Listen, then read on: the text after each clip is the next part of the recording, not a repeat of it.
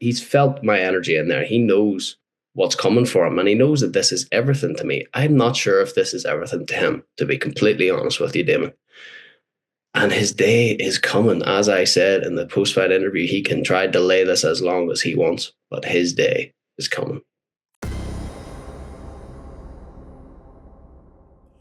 He is one of the top lightweight fighters in the world, coming off a homecoming in Belfast, Ireland, coming off a 42-second victory over Bruno Miranda. It is always my great pleasure to catch up with Paul Hughes. Paul, welcome back. How are you?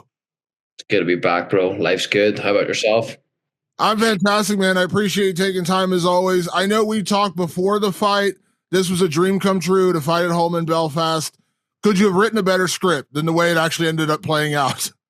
No chance. Absolutely no chance. I couldn't have written it better. If you asked me to write it perfectly, I probably wouldn't have said under a 1 minute knockout, to be honest, because I was kind of trying to, my intention was Bruno was a dangerous guy, so not get kind of in a firefight early. And, the first one just landed and that was it. So it is what it is. We talked beforehand about the atmosphere, the dream of going home and having this fight. And to a certain point, you got to let that emotion not get to you, right? Because you got to still go out there and fight a guy. But now that it's all said and done, like, what was that moment like for you to be embraced so loudly and so ferociously by that crowd? Honestly, man, it was my dreams coming true. It really, really was. It was so fucking loud in there. I swear to God, the broadcast did not do it any justice as to the reality of how loud it was. I've seen some videos like from the crowd perspective, and my God, it was loud in there. Yeah. I mean, that atmosphere had to be like, as you said, I don't know a better way to say it, dream come true, right? Like just to be able to experience that. And I know we had talked before, obviously you wanted the Usman Nurmagomedov rematch. That was the one you really were gunning for, but considering how this played out, was this just like the best other alternative to get to fight at home, spark a guy 42 seconds and get that kind of ovation? Because I think a lot of ways, like your star power grew from that performance. Hugely it grew, especially locally. I've been doing well locally, but that brought me to a whole new level in the country. Yeah, it went great. It went perfectly. It's obviously hyped so much better of a rematch. With any fight comes risk, and I know that if I had have held out, I still probably would have been getting the rematch anyway. But at the end of the day, these opportunities are things that you can't turn down. To headline at home in the arena that I drive past every day, thinking to myself for all these years, someday I will sell that out. And to do that and tick that off the bucket list and to experience that is something that I'll take to the grave and something that just is unbelievably special and meaningful for me. So it was good. It's funny because when Conor was making his rise, and obviously he had that moment in Dublin, it was an incredible moment. Everyone remembers that. And Conor's star power kind of got so big that it was hard for the UFC to take him back home again because the time difference, the arena, things like that. Like and I know everyone talked about doing Croke Park, big stadium. Outdoor stadiums are just hard to do. Do you hope to do this again, or is there a party that says like there is going to be like an outgrowing where they're going to want to push you in the bigger arenas, the bigger stadiums, because you are I would argue, one of the faces of the PFL now. So, like, are you hoping to do it again, or is there a part of you saying like this might be a once in a lifetime experience? Yeah, look, I knew going into that it could potentially be a one and done, so I did savor the whole experience. Now, I guess it would depend on what the fight is and the timing of the fight as to whether I would fight exactly in that arena again. Now, there are options. There's a boxer from here called Carl Frampton who fought in the local football stadium, which is 23,000. He also had a custom venue built for him in the Titanic Slipways, which is essentially where the Titanic was built, a very historic area. A custom built stadium there for him as well, which is in and around the same number. So I have been mentioning these things. I have been kind of putting these things out there for the trilogy, because I know that when I get my hands on Usman again, I know that I will win, and of course I will be calling for a trilogy. So why the hell not do it in a stadium at home? Because yeah, why not? Absolutely. Now, we talked after the fight, with the first fight with Usman, of course, we just talked before this fight. And one thing I brought up that I did really respect about your interactions with Usman and his team was so much mutual respect afterwards. Everyone talked about it. We all know the Conor thing that blew up about it, but like, you were very respectful towards Usman and his team. And then when we talked before this fight, you had said that you had a feeling he was going to delay the rematch. You weren't going to just sit around and wait. And obviously this was a huge opportunity for you to fight at home. Now, afterwards, Usman's commenting and, basically saying he's going to pick the timing, and he's kind of talking a little bit more. I'm curious if your opinion of Usman has changed. And I understand part of it is just the fight world, right? Like just trying to build hype or just trying to whatever. But has your demeanor, or maybe the word is respect, has your demeanor respect for Usman changed at all from that interaction in the cage where there was just so much respect, so much admiration, to now where he's like, leaving the comments and saying like, you'll do it on my time, whatever. I can't remember the exact comments he made, but like, has your opinion of Usman changed in the aftermath of that fight? Look, I always respect a man. I always respect any fighter, especially someone that I've shared the octagon with.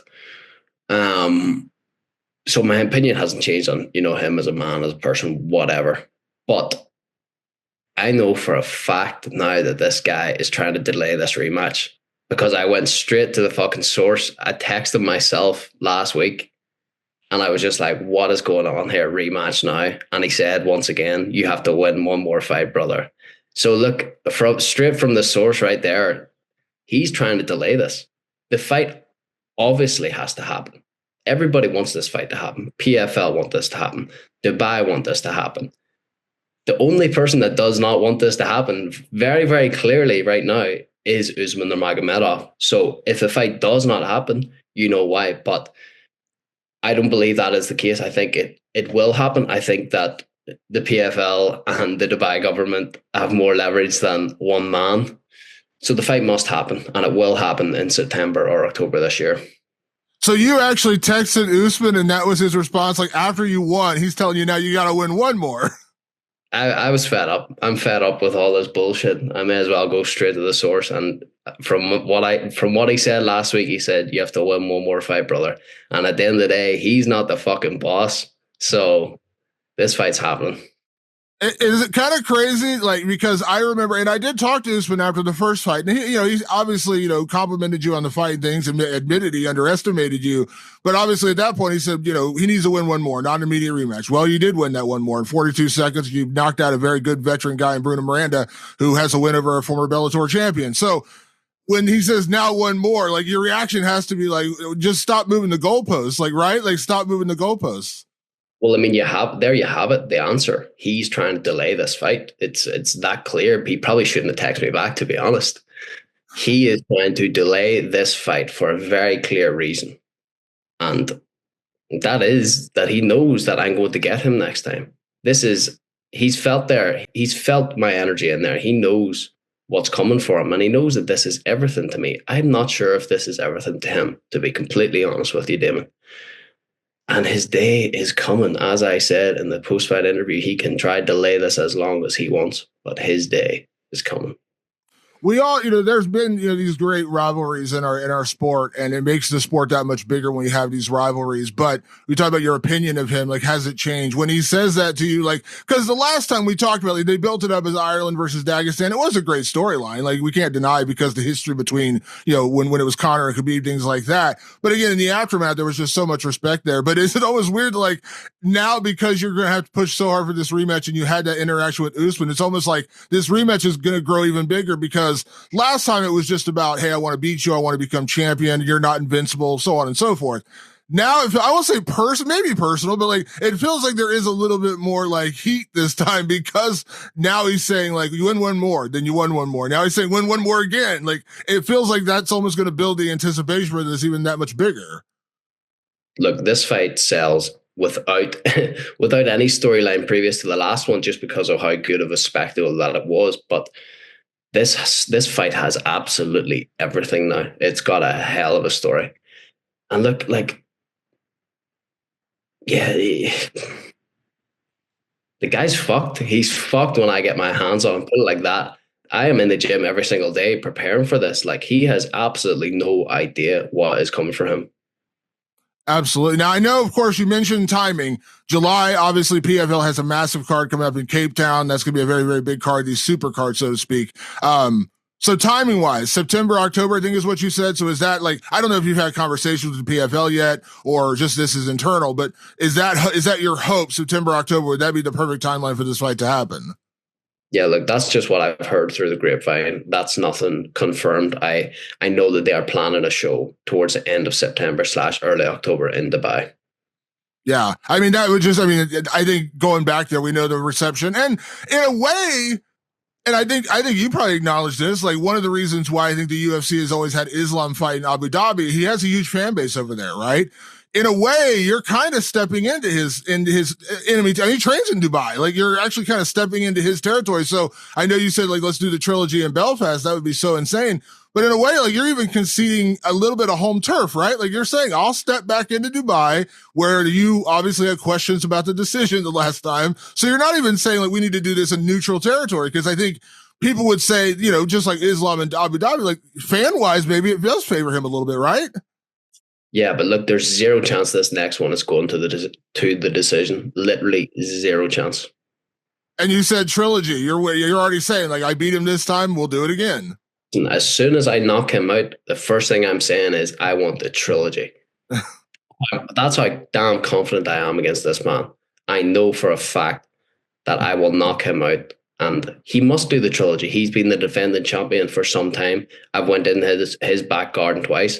The trilogy will happen in Belfast, no question. I love it. Before I get you out of here, Paul, I know we talked when you first signed with PFL, and at that point in your career, everyone just assumed it was going to be UFC, right? Like, oh, well, Paul Hughes is a rising star. He's going to go to the UFC. And we talked all the reasons why you chose PFL. Now that you've been there, you've had several fights.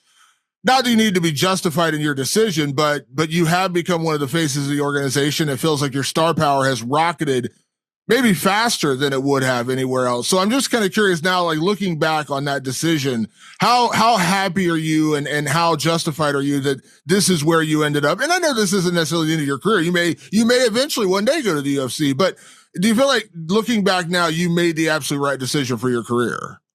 Yeah, no question. I mean, absolutely no question. It was an easy decision at the time. I knew when I weighed everything up, when I weighed up future possibilities of my career. Of course, every decision has risk, but I just knew for a fact that I was going to deliver. I knew how good I was. I knew the value that I brought. I knew that I could beat the best guys. I knew that I could sell out venues because I'd already been doing that in Europe. I'd already been doing it, and I deserved to get treated as such to the value that I bring. And I have been, and more, and PFL have been incredible to me. I've hopefully been delivering for them. I think I have, and it's been an incredibly fruitful relationship so far.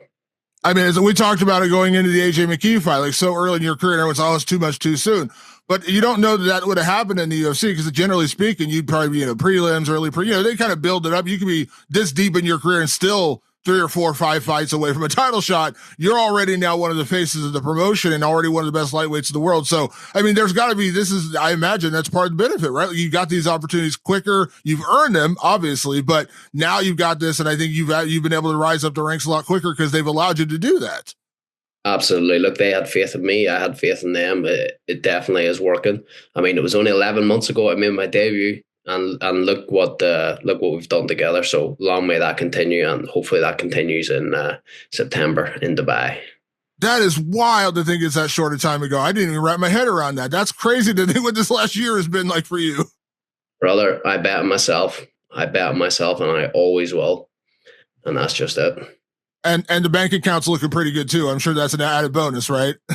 Yeah, for sure. Look, PFL have been looking after me well. I've been involved obviously in very high stakes bouts and very difficult bouts, so I have been compensated, which is amazing because look, I can train like a true professional. I was able to buy my first home, which is like crazy to even think about. I'm able to pay my coaches really well, which is incredibly meaningful for me. I'm able to travel wherever I need to in the world to get to travel, to train, to get treatments, like anything that I need I can now do, and that is amazing. I love it. Last thing before I get you out of here, you're talking to me, but I think once this interview comes out, Usman is going to see it. I don't think there's any doubt about that. So as we close out here, if you look into that camera and just imagine you're talking to Usman Nurmagomedov right now, what is your message to him? Don't worry, brother. I've said enough. I've said what I've needed to say. So I think you're going to get a reaction out of it. Call me crazy. I think he's going to react to this. He must take this fight. He's got absolutely no other option. Everybody wants this fight. He is not more powerful than the PFL and the Dubai government, put it like that.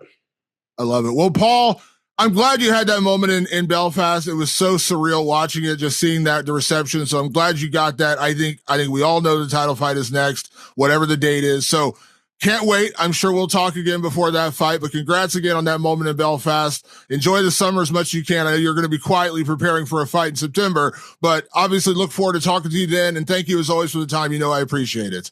My pleasure, bro. Always good to catch up with you.